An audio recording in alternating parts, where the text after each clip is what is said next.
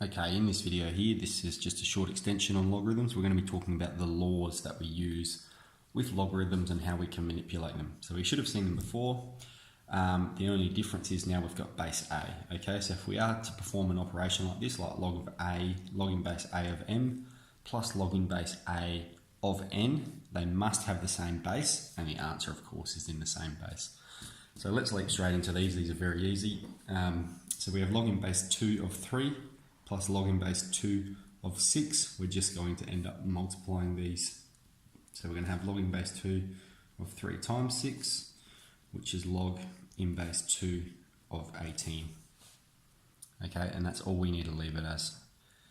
All right, if we have log in base 3 of 18, take log in base 3 of 6. This time we end up dividing. Okay, so we're going to have log in base 3 of 18 on 6, okay, which is just log in base 3 of 3.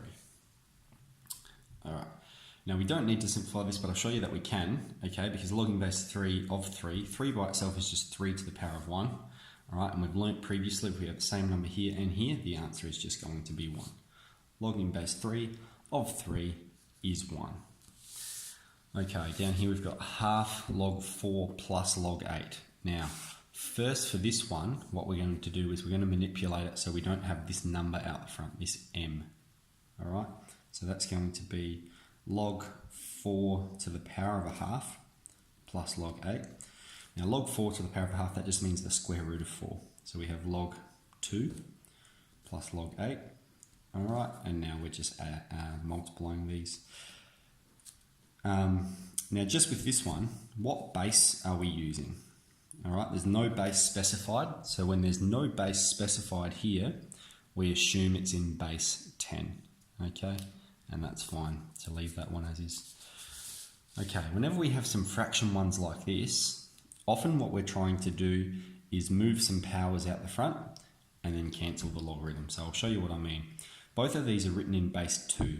All right, so we're going to simplify it to look like this. Log in base 2 of 2 to the power of 3 on top of log in base 2 of 2 to the power of 1. Now, whenever we have a power there, all right, we can just shift it out the front using this rule here. So we have 3 log in base 2 of 2 and 1 log in base 2 of 2. All right, now it is a little bit obsolete to put the 1 there, okay, because if there was no 1 there, it insinuates as one of them, but I'm putting it there just to show you how our final answer is going to work here.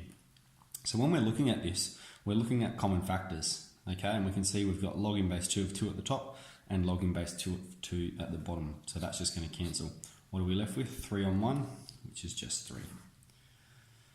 Okay, lastly, we have this little question here.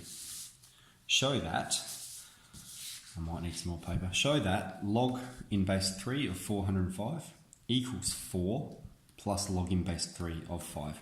So what we're going to do here is we're going to start with the right hand side. So we're going to start with 4 plus log in base 3 of 5.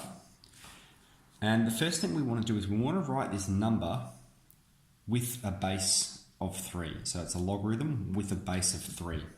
Okay, and of course the way we're going to do this is it's log in base 3 of 3 to the power of 4. Okay, log in base 3 of 3 to the power of 4 equals 4. All right, plus log in base 3 of 5. We're just going to simplify this. 3 to the power of 4 is 81. So we have log in base 3 of 81 plus log in base 3 of 5. We have the same base, so we can use our very first rule where we're multiplying these. So we have log in base 3 of 81 times 5, which is log in base 3 of 405. Okay, that's our final answer. All right, so that's our laws of logarithms.